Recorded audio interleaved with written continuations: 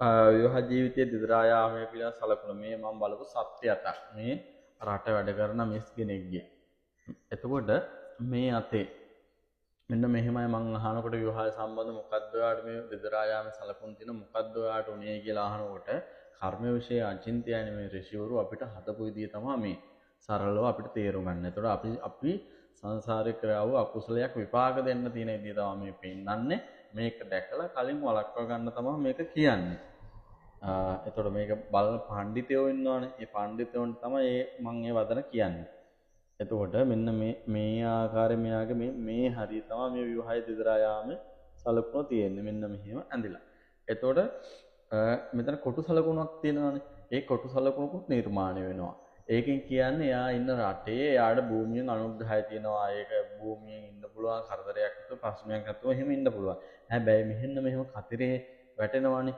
මෙයාට ප්‍රශ්නයක් ඇතිලා තිබ්බේ මෙයාගේ මහත්තයා හොඳයි. මහත්තයා බොන්න පුරුදු වෙලා. ඒ බොන්න පුරුදු වෙලා කොච්චර ඒකෙන් ගලව ගන්න උත්සාහ කරත් බෑ. අන්න එහෙම නිසා මෙයා කල්පනා කරා මෙයාව හදන්න බෑ, මගේ සල්ලිත් ඉවරයි, ධනයත් ඉවරයි, මගේ කාලෙත් ඉවරයි ගියා. මෙයා ඒ විවාහ ජීවිතයෙන් අයින් වුණා. එතකොට කර්මයේ යාට විපාක දීලා තිබ්බේ එයාගේ මහත්ය බොණ්ඩ ඇබ්බැහි වෙලා. එතකොට ඒක තමයි විවාහය දිදරා යන්න තිබ්බ ප්‍රශ්නේ. සමහරක් අයට තියෙන ප්‍රශ්නේ වෙනයි. සමහරක් අය ලිංගික ජීවිතය එක්වීමේ ගැටලු. එතකොට සමහරක් අයගේ මහත්ය පිටරට නොවන ලංකාවේ. එතකොට එහෙම ඉද්දිත් අර තියෙන සම්බන්ධතාවය අඩු වෙනවා. එතකොට එයා ඒ රටවල කාත් එක්ක හෝ අනියම් සම්බන්ධයත් තමන්ට ඒව ආරංචිලා දුකටපත්ලා වෙන්වීම. සමහරක් අය මට අහුවෙලා තියෙන ගොඩාක් දේවල් මේ ආරවුල් ප්‍රශ්න යනවා. හැබැයි විවාහය මේ විදිහට තිබ්බට දෙදරා යන්න තරම් ඇවිල්ලා නැහැ. ඒවා සමතේකට පත් කරන් තියෙනවා. මෙහෙම කොටුවක සලකුණක් වටනහම ඒක සමතේකට පත් කරගන්න පුළුවන්. කතිරේ විතරක් කතිර සලකුණ තිබ්බොත් තමයි ගොඩක් මේ ආකාරයෙන් කතිර සලකුණ තිබ්බොත් තමයි ගොඩක් ගැටලුව.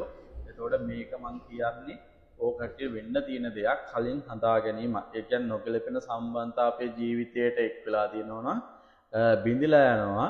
හැබැයි මේ රේඛා හැමදාම තියෙන අවුරුද්දෙන් අවුරුද්දට මාස 6න් 6ට වගේ මැකෙනවා. මේ රේඛා මැකෙන කාලයක් එනවා. ඒතකොට කර්මයේ විපාක දීලා ගෙවිච්ච කාලයක්. සමහරක් අයට මෙහෙම වැටලා තිබ්බත් තාම විවාහය සම්බන්ධ ගැටලු පැන නැගිලා නැහැ. ඒ කියන්නේ අසුරු කරන හරි තේරීම් තෝරාගත්තොත් ජීවිතයේ මේ නරක දේවල් වළක්ව ගන්න පුළුවන්. මොකද හස්ත රේඛා කියන්නේ අවුරුදු 5ක 10ක දේවල් අතේ දැම්ම ලිය වෙනවා. ඒකයි මේ ජ්‍යොතිෂයෙන් තමයි අවුරුද්දෙන් අවුරුද්ද කියන්න පුළුවන්.